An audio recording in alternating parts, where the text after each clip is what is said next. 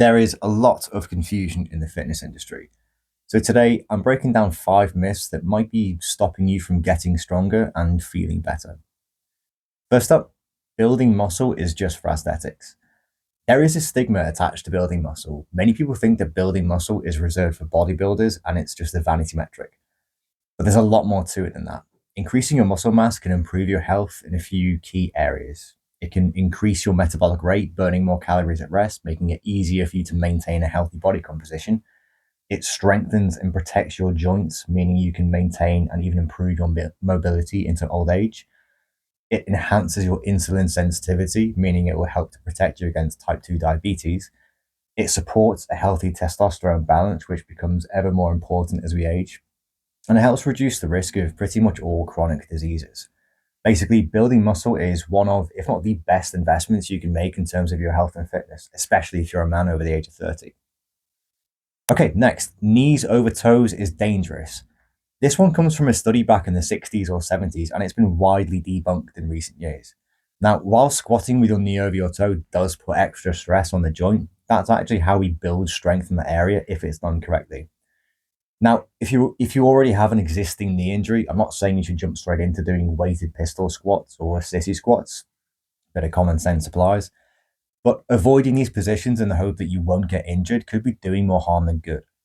Your knees go past your toes in everyday life, so it makes sense to strengthen the movement to avoid pain and injury. In order to be strong in a movement, you need to practice it. So starting with something like a heel elevated bodyweight squat or even an assisted variation, as long as it doesn't cause any pain in the joint, can be a great way to build strength and resiliency in those areas. Okay, next, you can't build muscle over the age of 30. This is untrue. Now, while it's true that over the age of 30, your testosterone levels tend to decline, this is nowhere near as severe as many make it out to be. As long as you're doing the basics to look after yourself, you're eating fairly clean, getting enough protein, sleeping well, managing your stress, and regularly exercising, it's likely that your testosterone levels are fine. And yes, as you get older, you tend to recover at a slower rate, and you can't train like you would do if you were 20 years old anymore. But studies have shown that even the elderly, so 70 years old and above, can still build muscle from resistance training.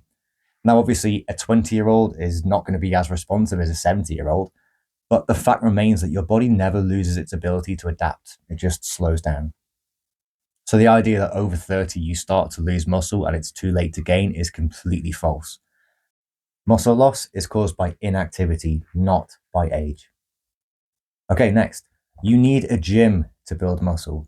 Now, gyms are great, lots of equipment gives you lots of options, but they aren't required to build muscle. Your body doesn't understand what a dumbbell or a lat raise machine is, it just understands resistance. And when it's met with resistance, it responds with tension. And tension is what you need to grow bigger and stronger. Whether that tension comes from a machine in the gym or your body weight at home, it doesn't really matter. What matters is that you're providing your muscle with enough resistance and working it close enough to failure to force an adaptation. A pull-up bar, pair of dumbbells, or even a set of resistance bands can go a really long way if you want to start training at home. Next, you need 10 to 20 sets per muscle group per week to grow. Not true. Now, 10 to 20 sets a week is the optimal range, not the effective range.